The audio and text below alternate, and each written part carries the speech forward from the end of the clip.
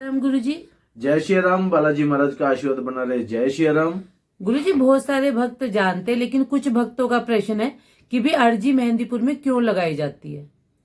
देखिए, मेहंदीपुर जो है बालाजी धाम, जैसे ही आपने उनका नाम लिया तो वहां सबसे पहले दो चीज सबसे महत्वपूर्ण है। जो लोग कई सालों से मेहंदीपुर जानते जाते हैं उन्हें दो चीजें सबसे ज्यादा महत्वपूर्ण लगती है। सबसे पहले वहां दरखास्त और दूसरी चीज है अर्जी। बहुत ज्यादा महत्वपूर्ण है। अर्जी जो है, अर्जी भी महत्वपूर्ण है। जैसे आप मेहंदीपुर के अंदर जाते हैं दरखास्त लगती है, उसी प्रकार से अर्जी लगती थी। पहले पहले अर्जी लगती थी उड़द की, चावल की। और ये जो उड़द चावल लड्डुओं का थाल और उसमें घी, ये सारा बाबा को, क्योंकि बाबा को लड्डू पसंद है तो इसलिए लड्डुओं का भोग लगता था।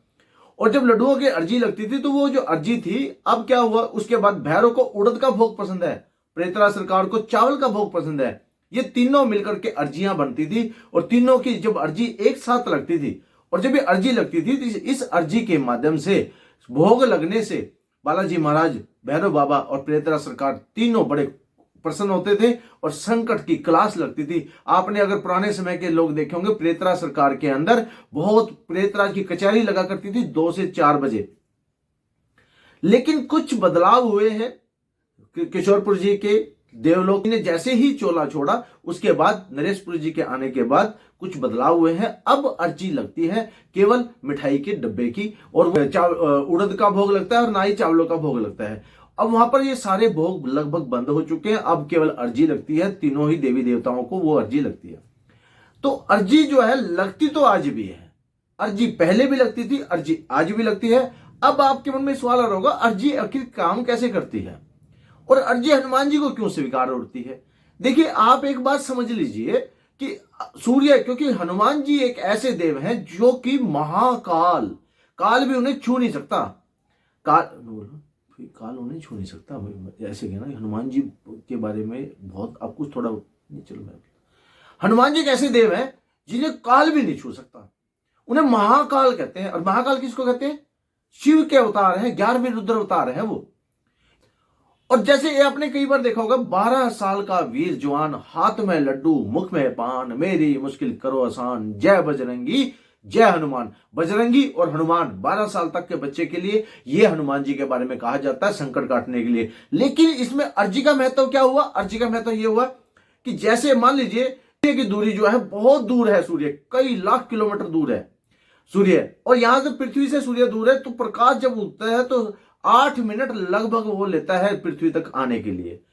अब अगर कोई 8 मिनट लगता है, अगर हनुमान जी ने, आपने हनुमान जी की अर्जी लगाई और सूर्य के प्रकाश को बदलने के लिए भी इस पर प्रकाश ना पड़े, तो 8 मिनट से पहले आप हनुमान जी उस चीज को बदल देते हैं। ये अर्जी की खासियत है। आपके जीवन में घटने वाली घटनाओं को हनुमान जी बदल देते हैं। हनुमान जी, अगर ये अर्जी का महत्व है, अर्जी का महत्व आप समझिए, स्वयं श्री कृष्ण जी भगवान ने भी हनुमान जी को झंडे पर बिठा करके आगे बिठाया था। युद्ध जीत हुआ तो सभी ने बड़ी खुशियां मनाई, सब कहते मैंने किया मैंने किया मैंने किया।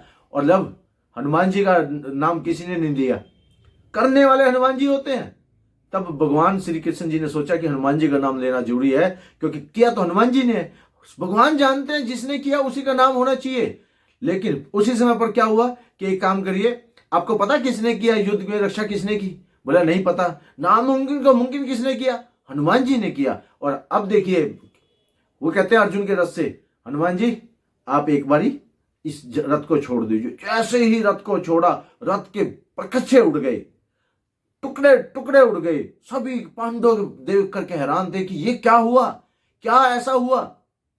तब श्री कृष्ण जी ने समझाया, इतने भयंकर अस्त्रों को केवल हनुमान जी ही संभाल सकते हैं, इस संसार में और कोई शक्ति नहीं है। कहते और देवता चित न धरियो, हनुमत से ही सर्व सुख करियो। एक देवता ऐसे हैं जो चारों युग के देवता हैं, वह हनुमान जी। अगर आप देखिए माता के, अगर आप माँ को भक्ते हैं, माँ दुर्गा के भक्त हैं, तो आप देखेंगे माँ के आगे भी हनुमान जी चलते हैं, लंगर वीर के रूप में चलते हैं। वहां पर हट जाओ, शक्ति आने वाली है, हट जाओ, ऐसे करते हुए चलते हैं वहां पर भी। और राम जी के तो आगे, राम काज करवे को आतुर, राम जी के काज को तो करने को आतुर ही रहते हैं। वो स्वयं विष्णु भगवान पालनहार इस बात को समझ सकते हैं, राम जी इस बात को समझते हैं, मां आदि शक्ति, मां भवानी इस बात को समझ सकती है।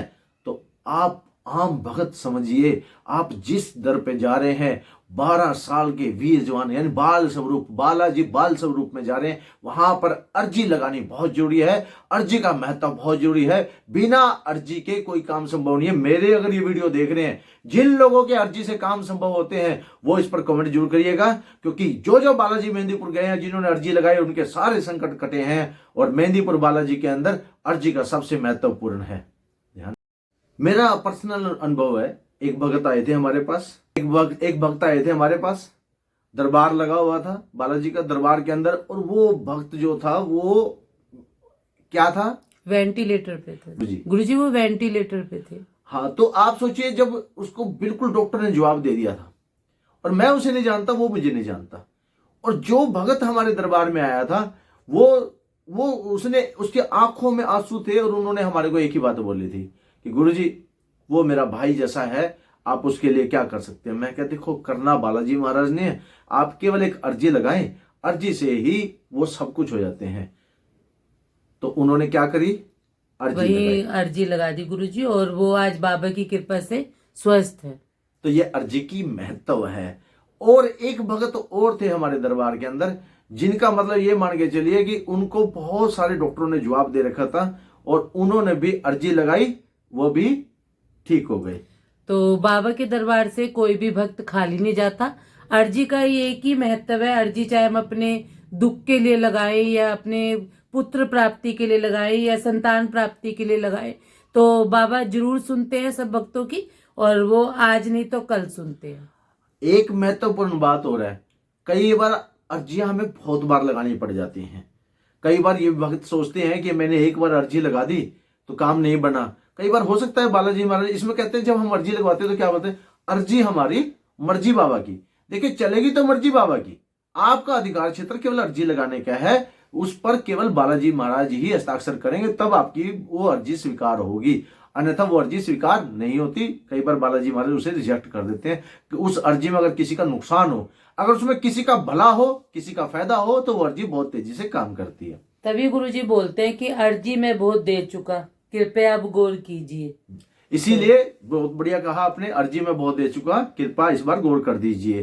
तो ये ऐसी प्रार्थना की जाती है कि बालाजी महाराज से, कि बालाजी महाराज मेरी अर्जियों के ऊपर गौर करिए, कि मैं अर्जियां बहुत लगा चुका हूं। कई बार वो दब जाती है फाइल जैसे, और फाइल फिर बाद में ऊपर के आती है। तो इस प्रकार से अर्जियों को लेखा जोखा जो है वो दीवान सरकार रखते हैं, और आप जैसे ही अर्जी लगाते हैं, दीवान सरकार उसे फिर से फाइल ऊपर रख देते हैं।